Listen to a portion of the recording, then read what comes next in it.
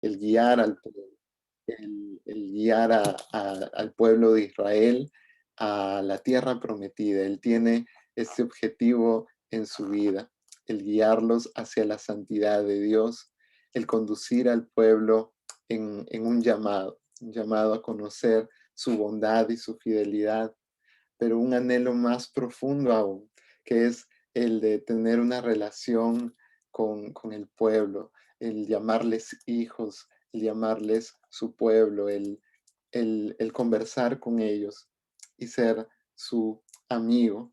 Y estos objetivos que Dios pone en el corazón de Moisés para con el pueblo son los mismos objetivos que Dios anhela que tú tengas o que tengamos en esta mañana y que tengamos en nuestra vida diaria.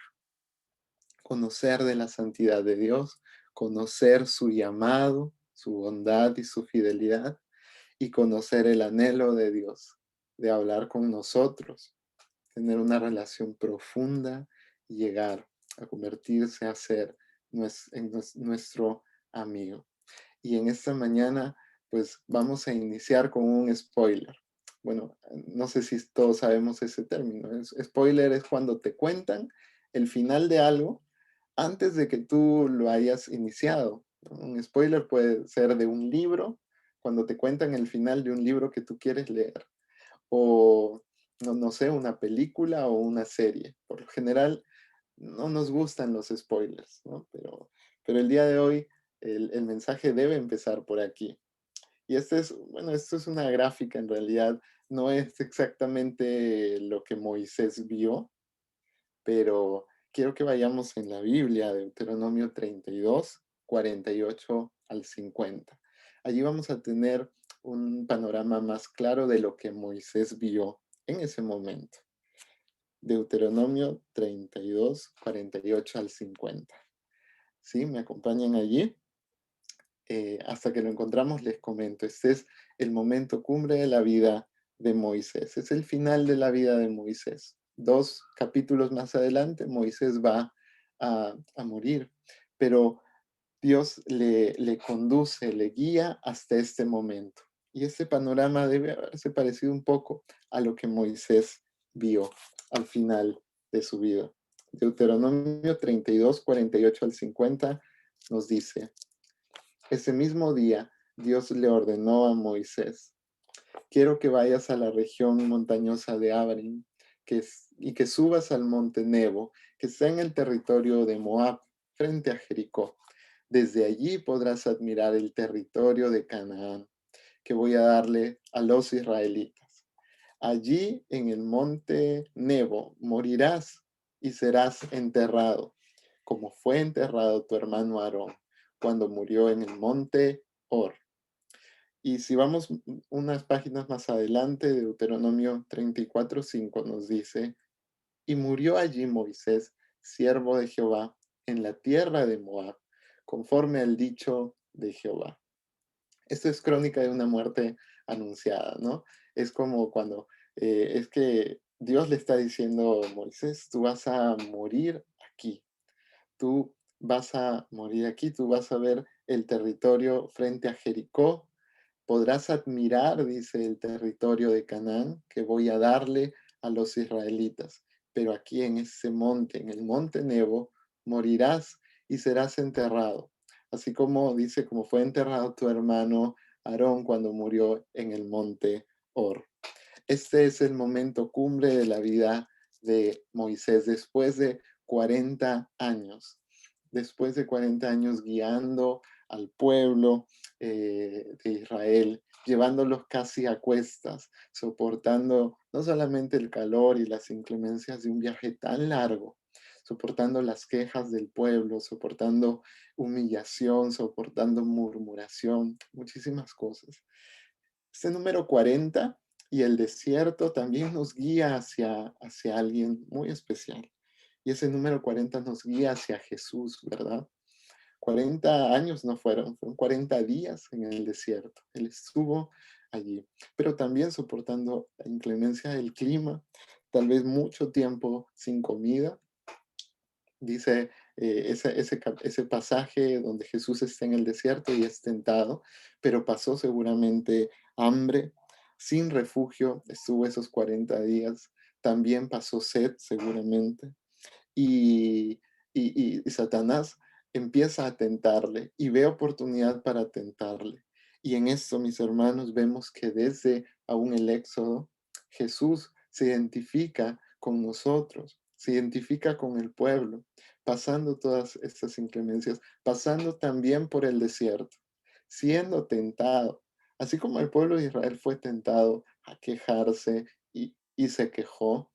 Jesús fue tentado también, fue tentado mucho por Satanás en todo ese tiempo, pero él no pecó, pero se identifica en esto con el pueblo, aún en estos detalles se identifica. Pero estos 40 años, después de estos 40 años, Dios le permite ver este panorama a Moisés. Dios lo lleva a la cumbre de su vida, el momento cumbre de su vida. Él sabía de antemano, Moisés sabía, y luego lo vamos a ver, él sabía que no iba a poder entrar a la tierra prometida de Canaán, pero Dios le permite ver el resultado de 40 años. Y en sus últimas horas el gran líder pues puede tener este privilegio, esta sensación del trabajo bien hecho, del trabajo realizado y de tener también la tranquilidad de un sucesor. Sí, ese sucesor era Josué, hijo de Nun. Y de hecho, pues si pasamos de Deuteronomio, del libro de Deuteronomio, vamos a pasar directamente al libro de Josué. ¿Sí? Entonces ya sabemos que Josué hace entrar al pueblo de Israel a la tierra prometida, pero ese ya no era el trabajo de Moisés. Su trabajo había llegado hasta ese momento. Pero es el líder que caminó 40 años, es el líder que llevó a cuestas al pueblo, es el líder que soportó la humillación, que soportó tanto, pues finalmente no puede entrar a la tierra prometida. Eh, es un panorama hermoso el que ve Moisés, de hecho, es un privilegio que Dios le da el ver la tierra prometida, pero está a un paso de pisar la tierra prometida. ¿Y por qué no? Eso no tiene mucho sentido, ¿verdad? Líder que 40 años lleva al pueblo, pues finalmente no entra a la tierra prometida. Y vamos a ver la razón por la cual no entra. Pero antes de eso, quiero que conozcamos un poco de Moisés. El nombre Moisés significa esto, rescatado de las aguas. Y desde el inicio de su vida, le, le muestra su amor, su fidelidad, pero también le muestra su justicia a Moisés desde el inicio de su vida.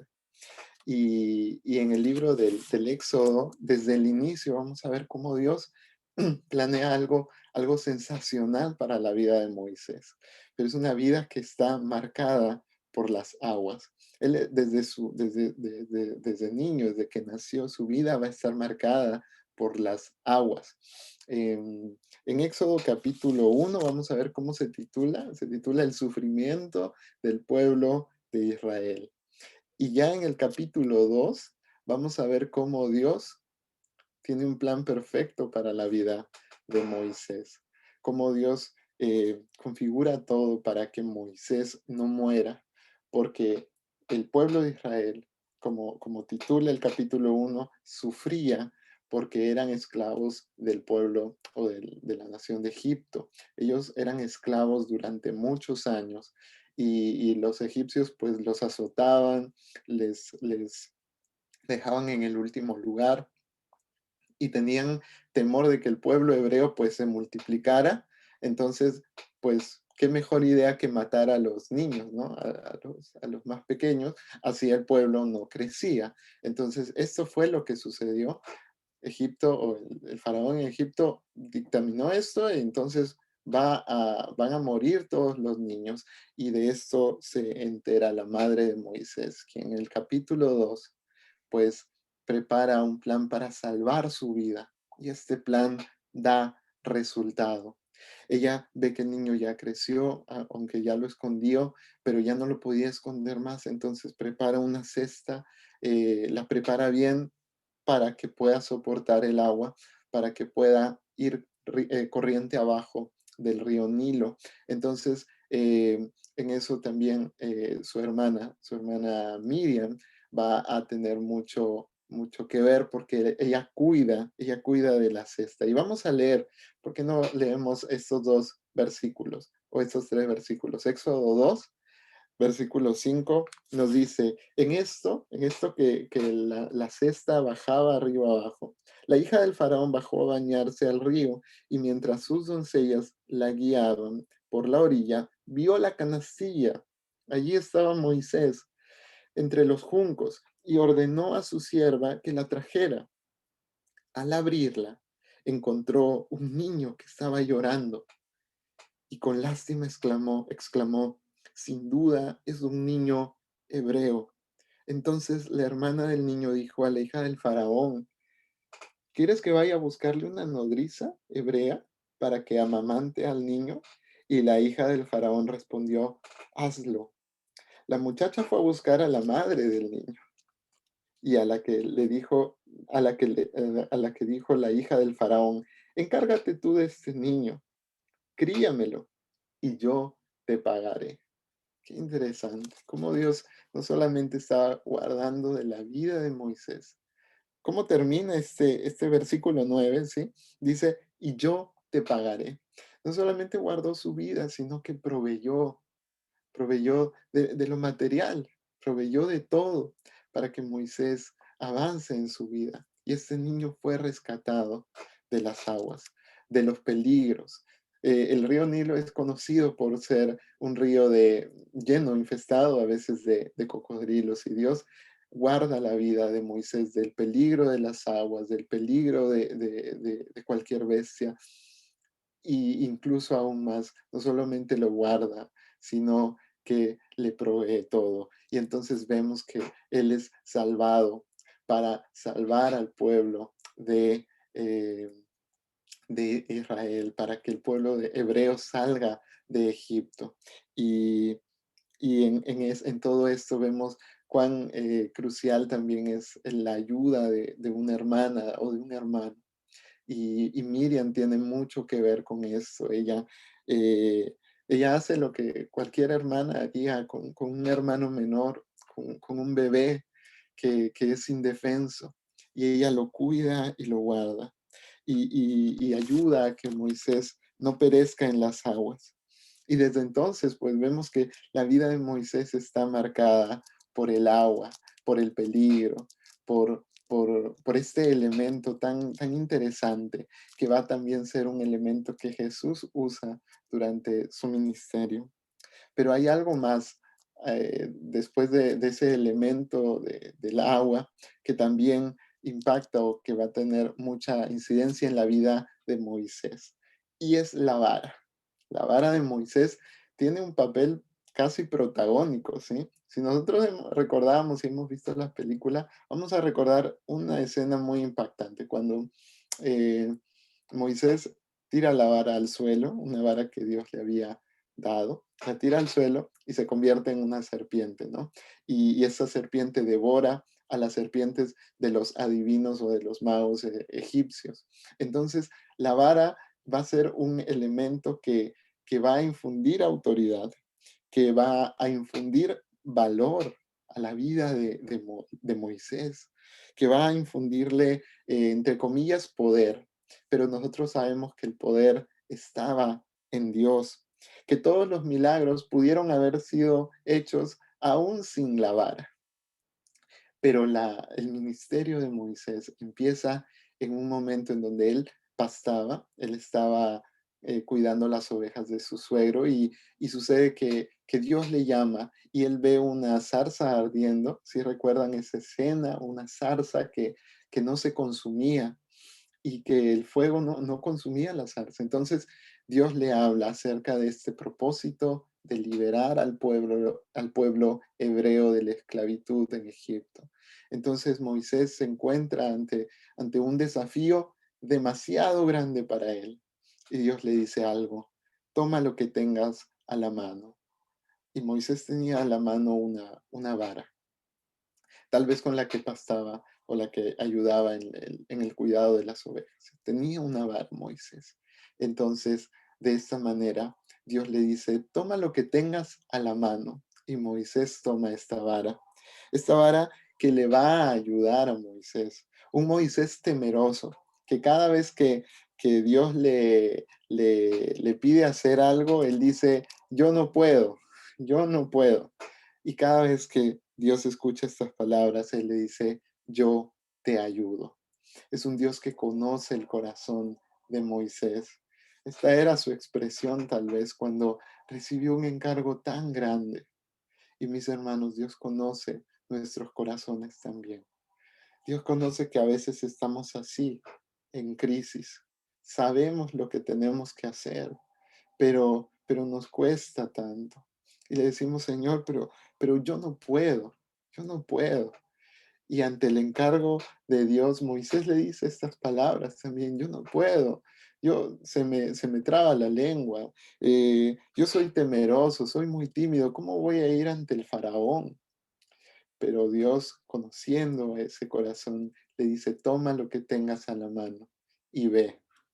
Y estas palabras de Dios también son para nosotros, mis hermanos. Tal vez no es una vara física, pero Dios ha dado algo en tu corazón, Dios te ha dado algo durante tu vida.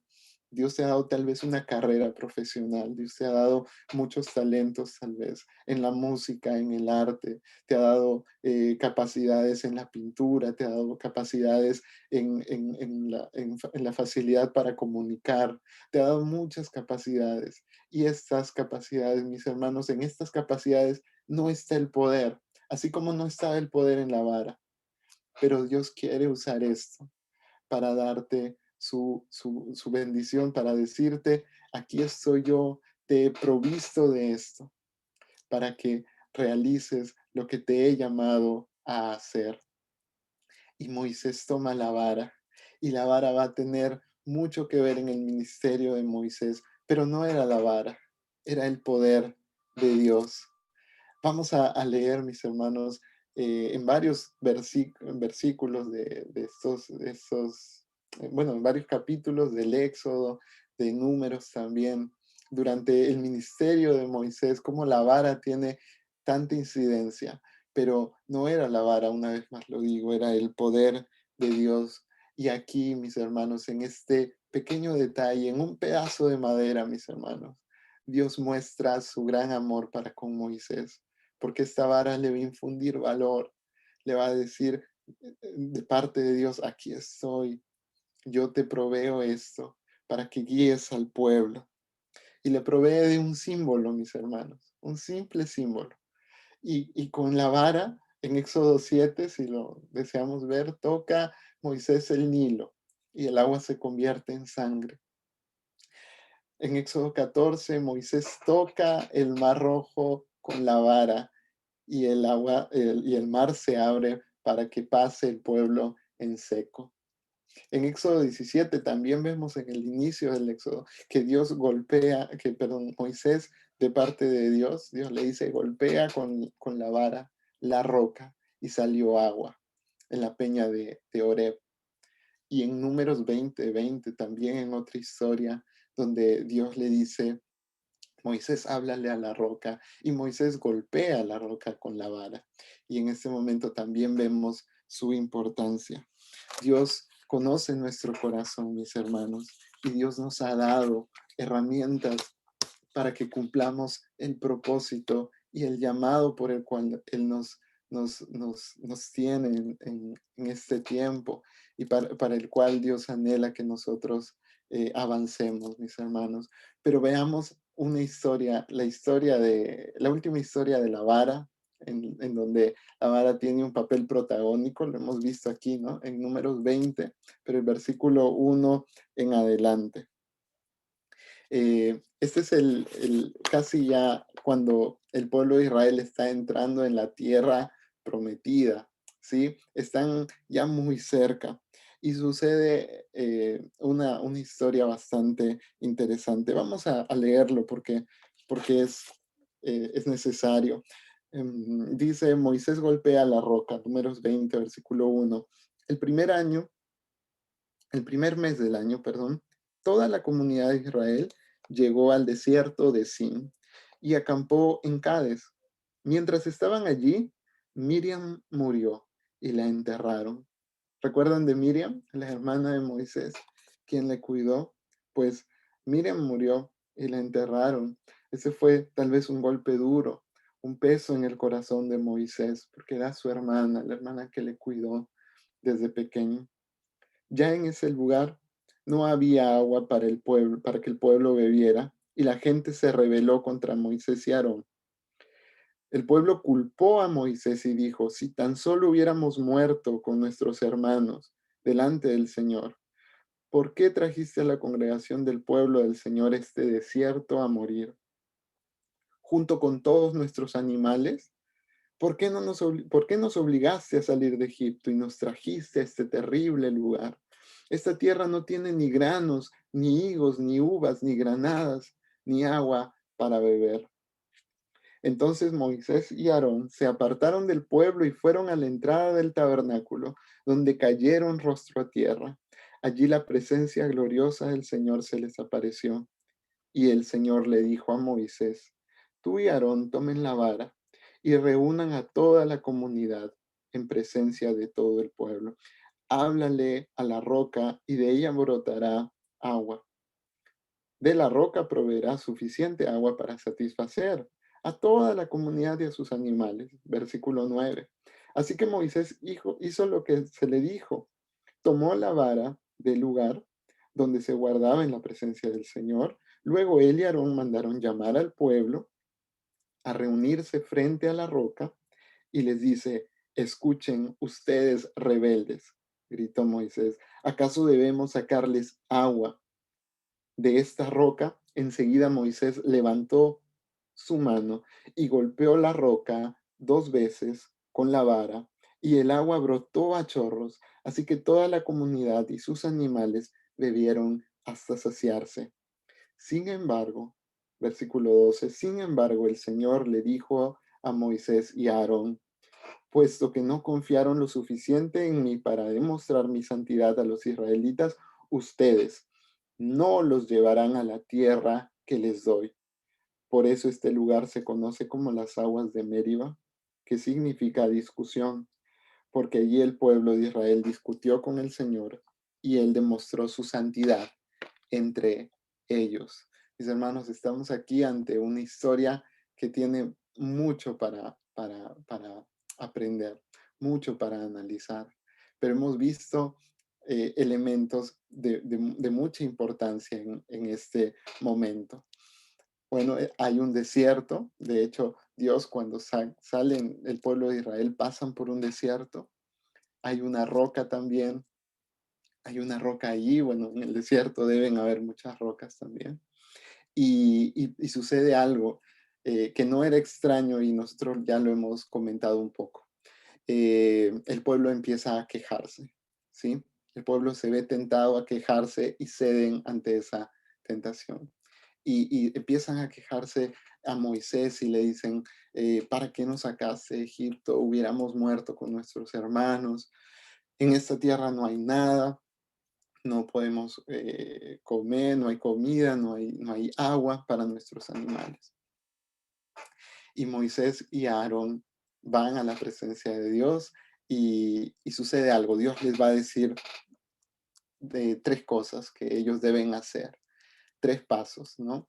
Y el primer paso pues era tomar la vara, ¿no? Sacarla de donde se guardaba, y tomaron la vara. En segundo lugar, era llamar a todo el pueblo, ¿no? Congregarlos, juntarlos, ¿no?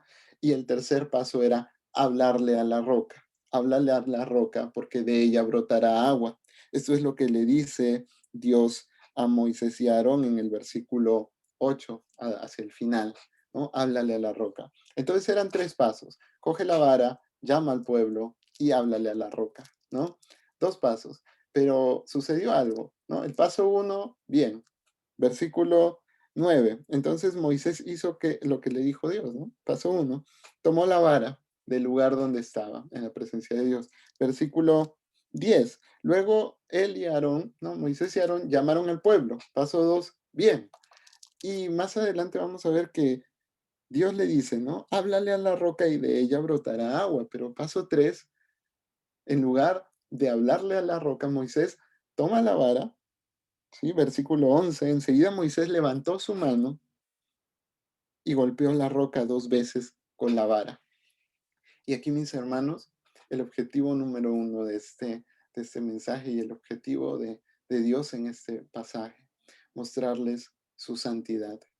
Finalmente Dios le dice, versículo 12, puesto que no confiaron lo suficiente en mí para demostrar mi santidad a los israelitas. Y aquí es algo interesante de ver porque ellos hicieron casi todo bien. Pues paso 1 bien, paso 2 bien, paso 3 en lugar de hablarle a la roca, la golpearon. La golpeó 2 veces Moisés. Y, y de esto Dios no se agradó. Finalmente le dice, no demostraron mi santidad ante el pueblo.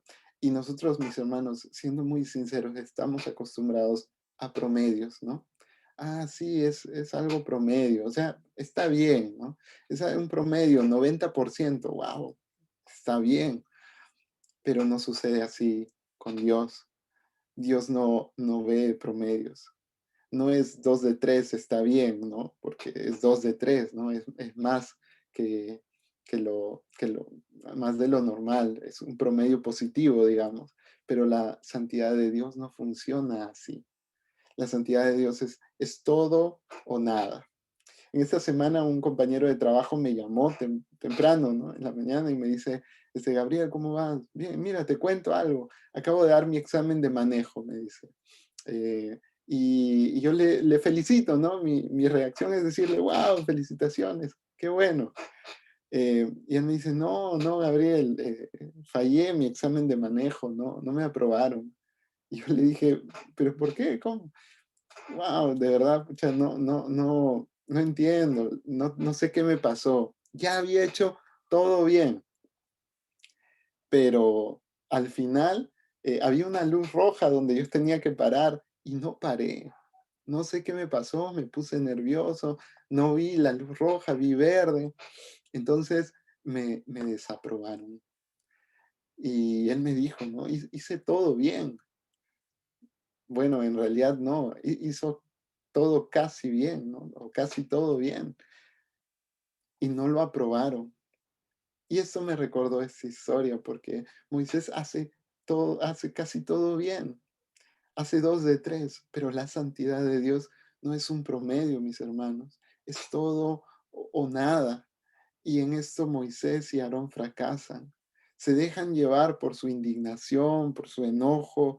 Ellos habían visto 40 años ya un pueblo quejándose y una vez más se quejaban por agua. Entonces aquí en Números 20 vemos a este pueblo quejándose y a Aarón y Moisés eh, enardecidos, enojados por esto. Y Moisés, dejándose llevar por lo que sentía, golpea la roca 2 veces. Entonces vemos que brota agua. El milagro se dio de todas maneras. El pueblo bebió, sus animales bebieron, se dejaron de quejar, entre comillas. Pero, pero Dios quería mostrar algo más, que vamos a ver un poco más adelante, pero la santidad de Dios aquí, mis hermanos, es algo que no se negocia. No es 2 de 3, es todo o nada. Y para Moisés y Aarón fue nada, porque finalmente Dios le va a decir, ustedes no los llevarán a la tierra que les doy. Y este es un panorama triste en su vida. Es algo que no solamente duele a ellos, pero más aún al corazón de Dios. Y vemos que de eso se trata, la santidad. Y Moisés y Aarón se quedan en el desierto. Y algo, un reflejo de esta historia, la vamos a ver en Corintios 10, versículo 1 en adelante. El título de Primera de Corintios 10 es Amonestaciones contra la idolatría. ¿Pero qué es idolatría, mis hermanos? Nosotros pensamos que idolatría, bueno, es arrodillarse frente a imágenes de yeso o de madera, que de hecho eso sí es idolatría, pero ese concepto es muy, muy pequeño, porque idolatría es un término muy grande, muy amplio. Idolatría es todo ante lo cual tú te rindes, ante lo cual rindes tus fuerzas, tu tiempo, todo lo que ocupa tu mente y lo que te llega a dominar finalmente. Eh, Idolatría puede ser a la comida, idolatría puede ser a las mujeres, idolatría puede ser a los vicios, idolatría puede ser al alcohol, idolatría puede ser incluso tu trabajo. ¿Sí? Ese trabajo perfecto que tú anhelas tanto y cuando lo alcanzas, pues le dedicas toda tu vida, todo tu tiempo, todo tu esfuerzo y, y eso puede ser idolatría. Es un término muy grande, mis hermanos. Y Pablo lo sabe y va a decirlo en 1 Corintios 10. Vamos a leerlo, pero a paso.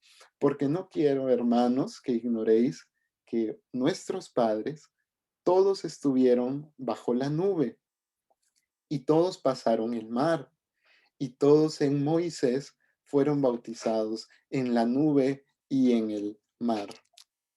Vemos aquí, mis hermanos, algo muy hermoso y este término bautismo, sí, es algo que hace poco hemos visto en nuestra iglesia.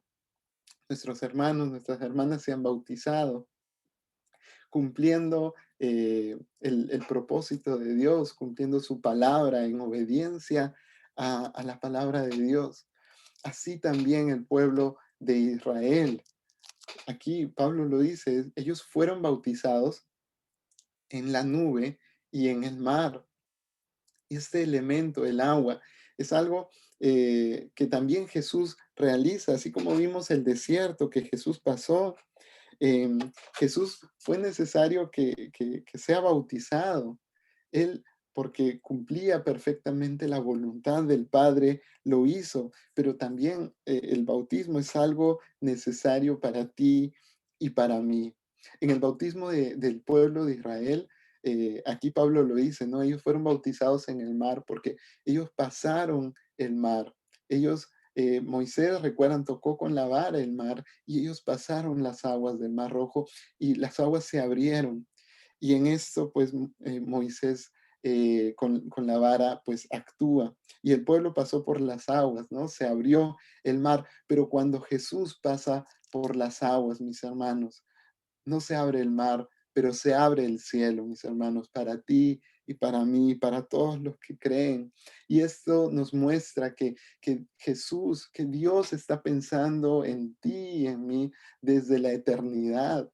Aún desde el Éxodo vemos esta figura del bautismo y Dios está pensando en nosotros también. Y mis hermanos, no es un detalle, no, es un paso de obediencia, un paso de obediencia que todo seguidor de Jesús debe dar. Y nosotros, estando en este plan perfecto de Dios, también debemos dar.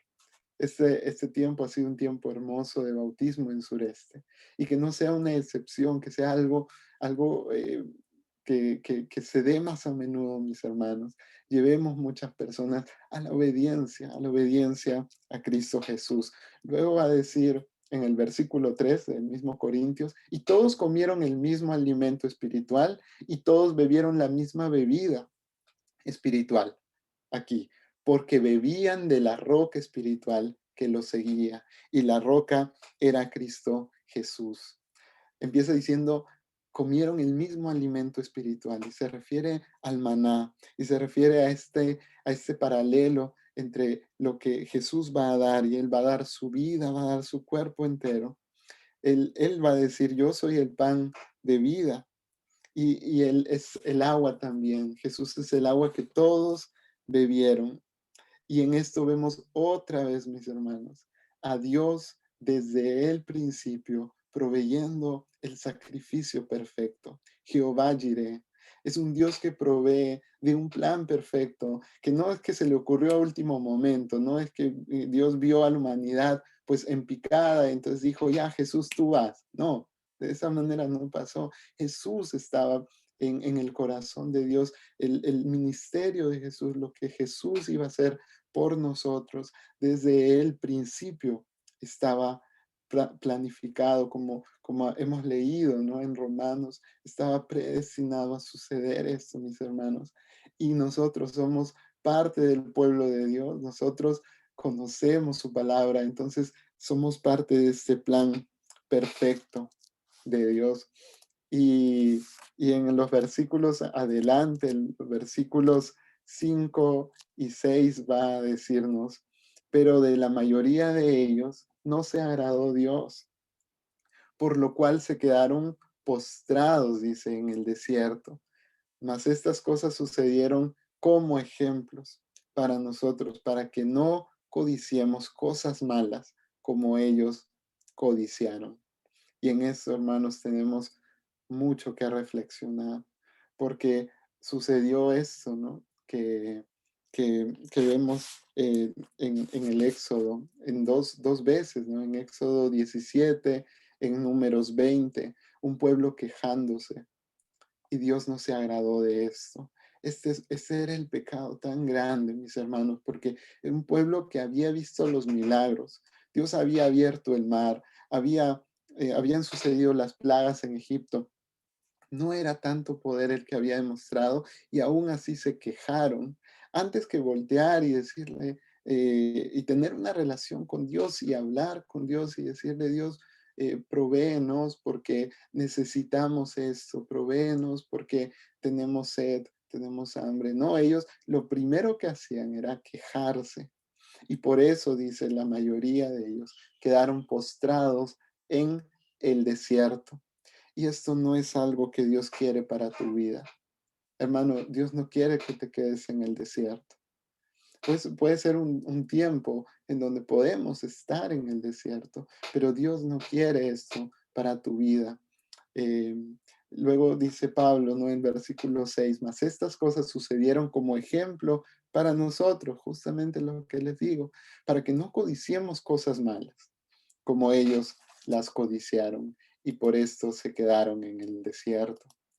Dios nos muestra aquí, mis hermanos, la salida. Y nos va a mostrar desde el versículo 7 en adelante qué es lo que no debemos hacer, qué es lo que el pueblo de Israel codició y por lo cual se quedaron postrados en el desierto. Y Dios no quiere que nos quedemos postrados en el desierto. Versículo 7. No seáis idólatras como algunos de ellos. Según está escrito, se sentó el pueblo a comer y a beber y se levantó a jugar. Versículo 8, ni forniquemos, como algunos de ellos fornicaron y murieron en un día, 23,000. Ni tentemos al Señor como algunos de ellos le tentaron y perecieron por las serpientes. Ni murmuréis como algunos de ellos murmuraron y perecieron por el destructor. Y estas cosas les acontecieron como ejemplo y están escritas para amonestarnos a nosotros, a quienes también han alcanzado los fines de los siglos. Así que el que piense estar firme, mire que no caiga. Versículo 13.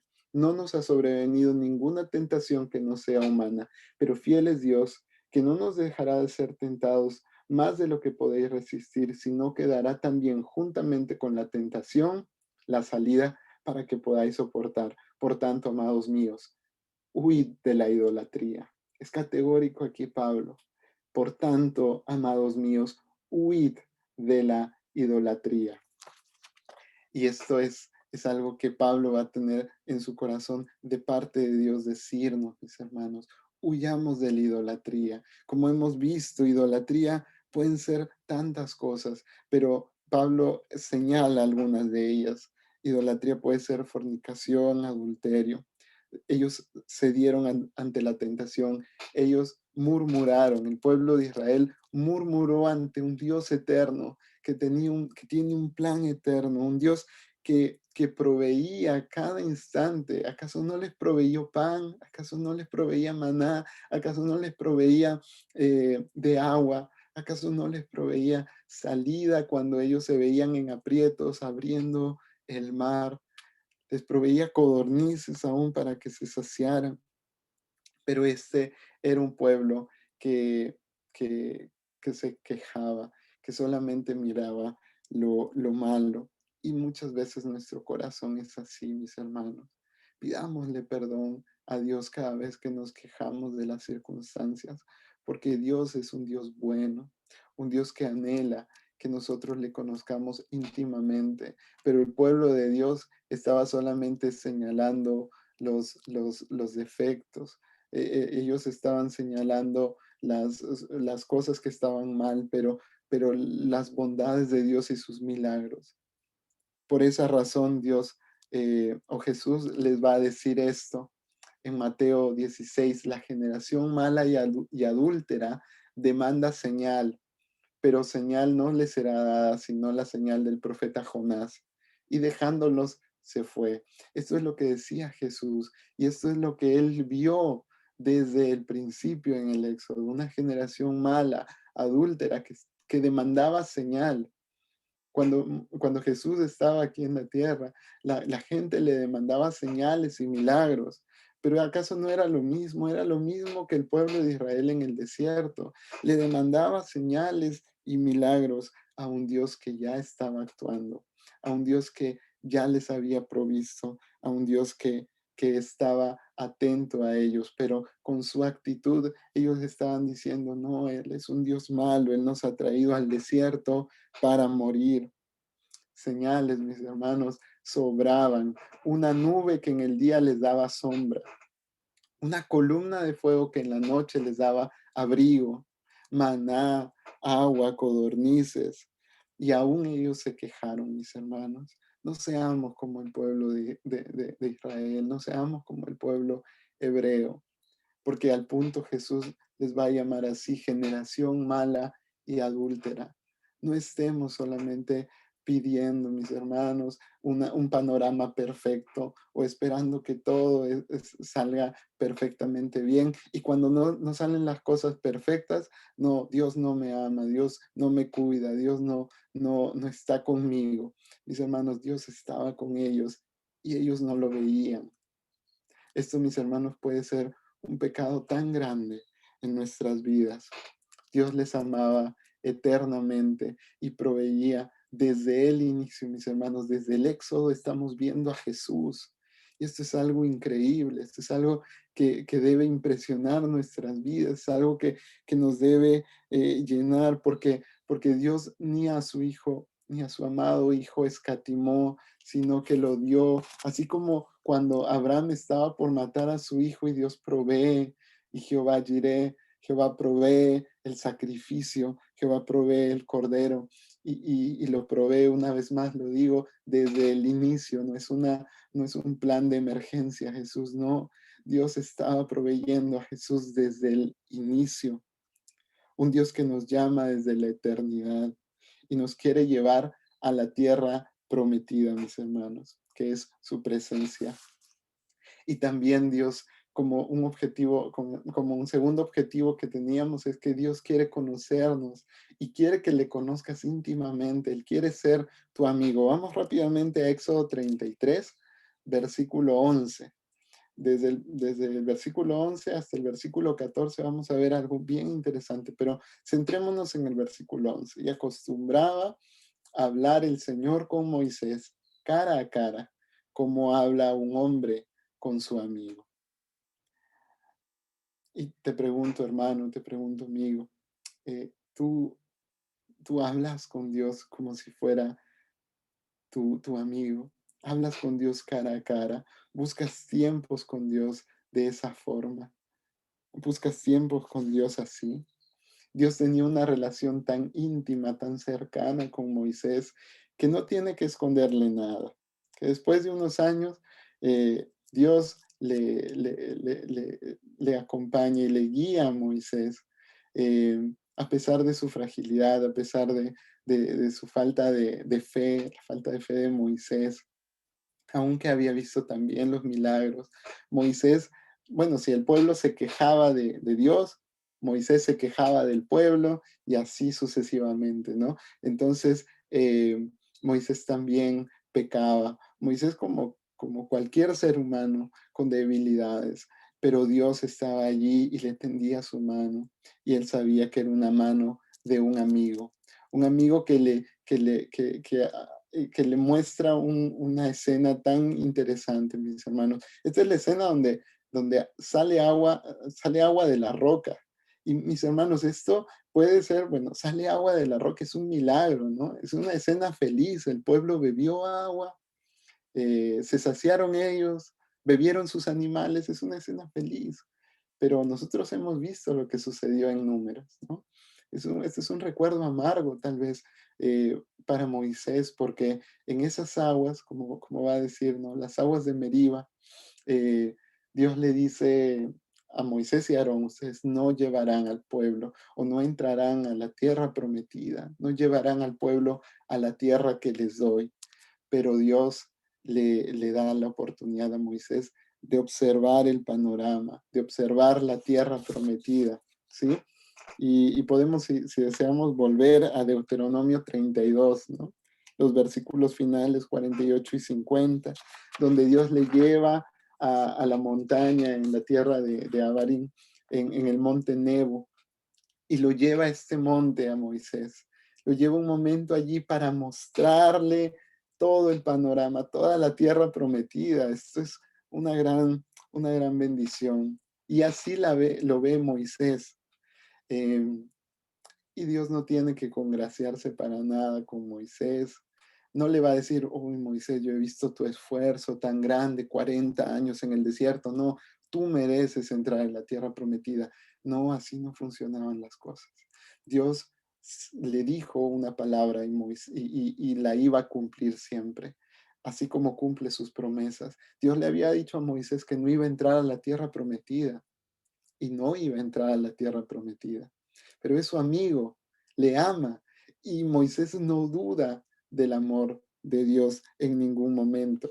A pesar de que solo faltaba un pasito, ¿no? Para entrar a la tierra prometida. Estaba a escasos metros de entrar a la tierra prometida. De hecho, Deuteronomio ya está acabando. Y Deuteronomio 32, vemos que Dios le lleva en este momento tan hermoso, en este momento cumbre de la vida de Moisés. En el capítulo 33, si damos vuelta a una página, vamos a ver allí que Moisés bendice a las tribus de Israel. Y esto es muestra de un corazón agradecido. No vemos en ningún momento un Moisés quejándose. No vemos en ningún momento un Moisés diciendo, que tú eres un Dios malo, no me haces entrar a la tierra prometida. No, en ningún momento sucedió esto, mis hermanos. Dios estaba cumpliendo su palabra y Moisés aceptaba con humildad esta, esta realidad. Pero esta era su recompensa. Él había guiado al pueblo. Esta era su recompensa, aunque no podía saborear el fruto de ese esfuerzo, pero podía contemplarlo y podía haber un futuro glorioso para el pueblo de Israel. Y esta era su recompensa. Y Moisés bendice a las 12 tribus en el capítulo 33 de Deuteronomio. Y en el capítulo 34 vemos que Dios le honra a Moisés. Capítulo 34, versículo 10. Deuteronomio 34 dice, y nunca más se levantó profeta en Israel como Moisés, a quien haya conocido Jehová cara a cara. Nadie como él en todas las señales y prodigios que Jehová le envió a hacer en la tierra de Egipto a Faraón y a todos sus siervos y a toda su tierra, y en el gran poder y en los hechos grandiosos y terribles que Moisés hizo a la vista de todo Israel.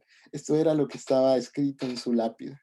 Esto era lo que configuraba su epitafio. Y nunca se levantó profeta en Israel como Moisés. Este es el gran título, mis hermanos, a quien haya conocido Jehová cara a cara. Este era el anhelo de Dios con Moisés, mis hermanos. Y en Jesús, ese anhelo se muestra para con cada uno de nosotros, de que conozcamos a Dios cara a cara. Por eso Jesús, por eso Dios envía a Jesús, por eso tenemos ese privilegio, mis hermanos, de conocerle. Y Moisés termina su vida de esta forma, siendo honrado por Dios, mis hermanos. Aún cometiendo errores, sí, mis hermanos, pero teniendo en su corazón algo muy especial. Y si volvemos al Éxodo, a Éxodo 33, nosotros vamos a encontrar el anhelo verdadero de Moisés, ese anhelo que le condujo a ser un amigo de Dios. Si vemos en Éxodo 33, el versículo 12, recuerdan que habíamos leído el versículo 11, donde Moisés hablaba cara a cara con Dios, como si fuera su amigo. Luego dice el versículo 12 de Éxodo 33, y dijo Moisés a Jehová, mira, tú me dices a mí, saca este pueblo, y tú no me has declarado a quién enviarás conmigo. Sin embargo, tú me dices, yo te he conocido por tu nombre y has hallado gracia en mis ojos. Luego le dice, eh, ahora pues, si he hallado gracia en tus ojos, te ruego que me muestres ahora tu camino para que te conozca y halle gracia a tus ojos. Y mira que esta gente es pueblo tuyo. Y el versículo 14 dice, y Jehová le dijo, mi presencia irá contigo y te daré descanso. Mis hermanos, y Moisés le responde, y esta debe ser nuestra respuesta cada día. Señor, si tu presencia no ha de ir conmigo, no nos saques de aquí.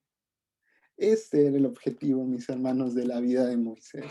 No era pisar un terreno físico, no era pisar la tierra de Canaán, no era su objetivo ese.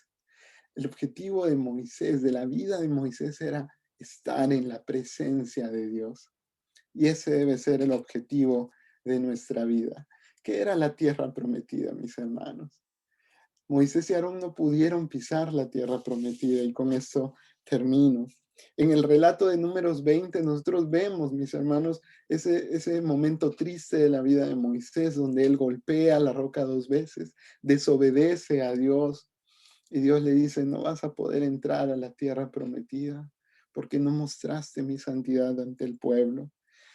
Y Dios tenía un propósito en este momento porque Moisés es llamado no a golpear la roca, sino a hablar con la roca. Y eso no tenía mucho sentido. Moisés siempre había usado la vara, ¿no? Había tocado el río Nilo, se convierte en sangre, toca el mar, se abre, ¿no? Golpea la roca, Éxodo 17, y sale agua. Bueno, lo más usual era que golpee la roca con la vara, pero esto no le llamó a ser Dios. Dios le dice, háblale a la roca. Y tal vez, mis hermanos, solo tal vez, esta roca le hubiera contestado, ¿no? Y de hecho, sí, esta roca contesta. Y esta roca es Cristo Jesús, mis hermanos. Y Dios le está hablando a Moisés y nos está hablando también a nosotros, diciéndole, Moisés, háblale a la roca que de ella brotará agua. Mis hermanos, Dios quería que Moisés hable.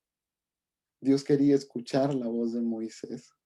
Y saben, también es algo que nos sucede muy a menudo, porque pensamos y reducimos a Dios a algo bien utilitario y actuamos como Moisés, golpeando la roca. Y creemos que Dios es una especie de Papá Noel que recibe cartas a fin de año contándole lo que necesitamos ayuda financiera en tal cosa. Y pensamos que Dios es una especie así, ¿no? De Papá Noel. Y encima le ponemos, ¿no? Al final, y me he portado bien todo el año, ¿no? Dios no quiere eso, mis hermanos. Dios no quiere nuestras cartas. Dios quiere hablarte. Dios quiere conocer tu voz. Dios quiere que cada instante de nuestra vida le hablemos. Esto no es exclusivo, mis hermanos, del líder, no es exclusivo del pastor. Esto es algo que Dios ha abierto para cada uno de nosotros. Dios le dice a Moisés, háblale a la roca. Y es lo que te dice a ti en esta mañana. Háblale a la roca, que es Cristo Jesús.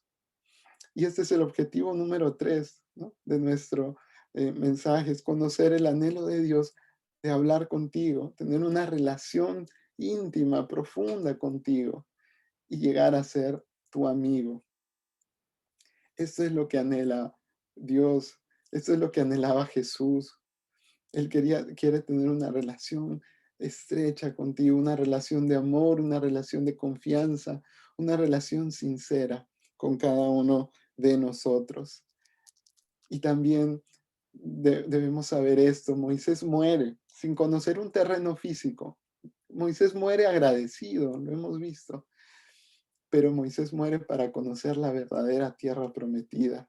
De hecho, Moisés va a entrar a la tierra prometida antes que el pueblo, ¿sí? Me dejo entender.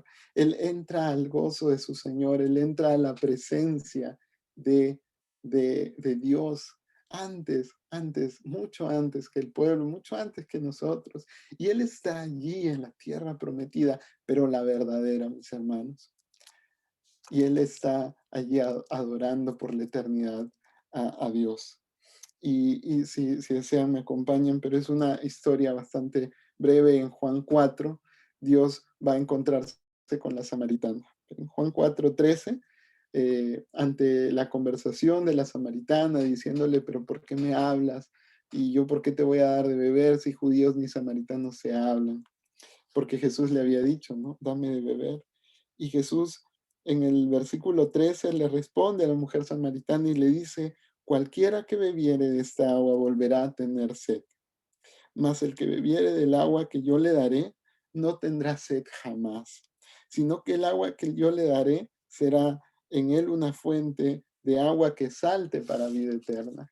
Mis hermanos, el que bebiere del agua que yo le daré no tendrá sed jamás. Esto lo dice Jesús. Y esto nos lo dice a nosotros, mis hermanos. Y este elemento tan vital, el agua. Imagínate vivir, no sé, una semana sin tomar agua, te mueres. Pues así entendámoslo, mis hermanos. Una semana sin conversar con Dios, un tiempo tan largo sin arrodillarnos ante el pie de la cama y decirle, Dios, quiero conversar contigo, quiero contarte esto, mira, me pasó esto, ayúdame, háblame a través de tu palabra. Mis hermanos, esto es lo que Dios anhela para con cada uno de nosotros. Desde el principio, una vez más lo digo, un Dios eterno, un plan eterno, mis hermanos. Jesús nos dice en esta mañana, yo soy el pan de vida, y el que en mí viene nunca tendrá hambre, y el que en mí cree no tendrá sed jamás. Qué bueno es saber esto, mis hermanos. Cuánta falta nos hace saber esto. Que a veces solamente llegamos ante Dios para pedirle, y de hecho está bien, porque Dios anhela conocer nuestro corazón y podemos acercarnos a Él a pedirle, pero ¿qué tal si no solamente reducimos a Dios a eso, sino que hemos visto claramente cómo Dios quiere tener una relación con nosotros? Que le hablemos a la roca, que le hablemos a Cristo Jesús, que tengamos tiempos de refrigerio con Él, tiempos de simplemente charlar, tiempos, ¿por qué no?, de reír junto con nuestro Padre Celestial, tiempos en donde cantemos junto con Él, tiempos en donde disfrutemos un paseo, ¿por qué no salimos a caminar, pero conversando con Dios? Esto es algo, mis hermanos, que debe revolucionar en nuestro corazón algo, mis hermanos, porque se nos ha enseñado a veces mal de que Dios solamente es para pedirle, para pedirle auxilio y todo eso, mis hermanos, pero Dios quiere que le hablemos. Dios no quiere que simplemente le conozcamos eh, como de una forma tan distante, como un Dios poderoso que provee. Sí, Dios es ese, pero Dios quiere ser tu amigo. Y en esta mañana, mis hermanos, es el objetivo de este mensaje. ¿Qué tal si oramos? Amado Dios, tú eres nuestro Redentor, nuestro Salvador. Tú eres, Señor, quien nos da esta palabra y quieres, Señor, tener una relación íntima, estrecha, profunda con cada uno de nosotros. Y por esa razón, Señor, nos inclinamos ante ti, primero a pedirte perdón, Señor, porque en nuestra vida a veces nos olvidamos de ti, nos olvidamos de las maravillas, de los milagros que has hecho, Señor. Y queremos en esta mañana recordar todas esas maravillas, recordar todos esos milagros, Señor. Te pedimos, Señor, te rogamos que nos ayudes, por favor. Te pedimos, Señor, y te rogamos que en nuestra vida sea Señor, un hábito el conversar contigo, el llamarte, Señor, amigo, el llamarte Padre, Señor, y disfrutar de tu abrazo y disfrutar de tu presencia, Señor. Ayúdame, Señor, ayúdanos, Señor. Oramos en el nombre de Jesús. Amén. Amén.